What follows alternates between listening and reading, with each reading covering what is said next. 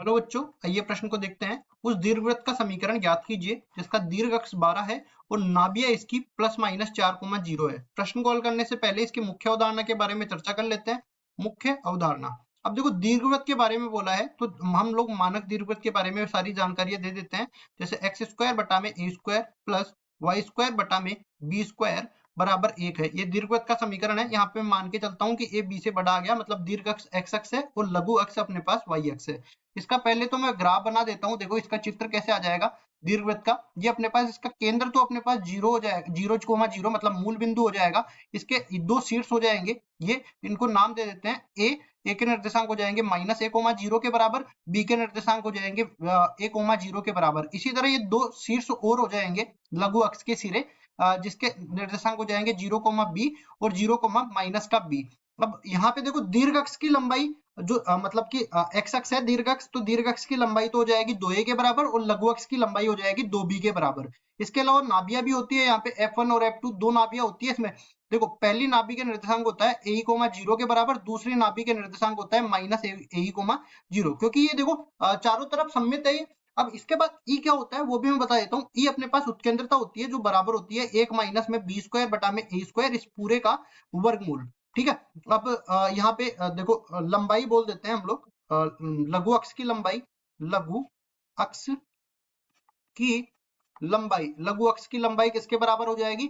2b के बराबर हो जाएगी। इसी तरह दीर्घ अक्ष की लंबाई भी बोल देते हैं। दीर्घ अक्ष की लंबाई ये किसके बराबर हो जाएगी?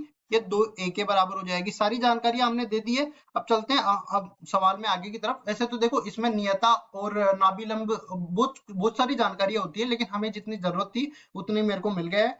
अब दीर्घवृत्त का समीकरण याद करना है और दीर्घ अक्ष की लंबाई 12 के बराबर दे रखी है, तो हम लोग लिख देते हैं। हम ये मान के चलते हैं। देखो हमें कैसे पता कि इसका जो अक्ष है वो दीर्घ अक्ष है वो एक्स अक्ष है कि नहीं? तो यहाँ पे देखो नाभियों के निर्देशांकों से पता लगेगा। अगर ये नाभियों के निर्देशांक 0, प्लस माइनस ये होता ना y अक्ष पे होता, तब हम लोग बोलते हैं कि y अक्ष पर दीर्घ अक्ष है। ठीक है, तो अभी हमारे पास क्या पता लग रहा है कि x अक्ष पर दीर्घ अक्ष है। इसका मतलब 2a बराबर किसके है? 2a बराबर तो 12 है और a किसके बराबर है? a, जैसा कि हमने बताया था कि नाभि क्या है? प्लस माइनस a,0 के बराबर होती है। तो प्लस माइनस a का मान किसके बराबर आ गया? 4 के बराबर।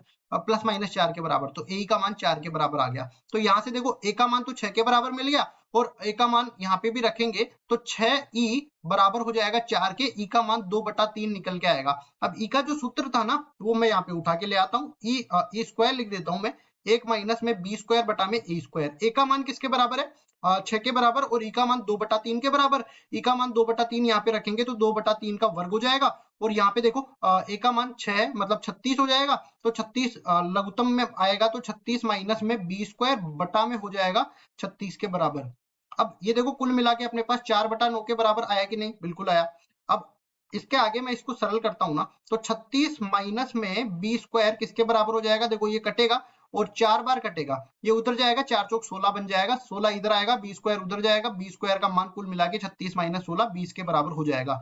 b² का मान आ गया, a का मान आ गया, तो a² का मान भी आ जाएगा 36 के बराबर। अब देखो a और b दोनों का मान आ गया, तो हम लोग सीधा ही दीर्घवृत्त का समीकरण लिख सकते हैं। x² बटा में a² की जगह 36 आ जाएगा, प्लस y² बटा में b² की जगह 20 आ जाएगा, बराबर में 1। ये आ गया अपने पास दीर्घवृत्त का समीकरण। और केवल दीर्घवृत्त का समीकरण हमें निकालना था, तो यही अपना उत्तर है। आशा करता हूँ ये सवाल आपको समझ में आया होगा। धन्यवाद।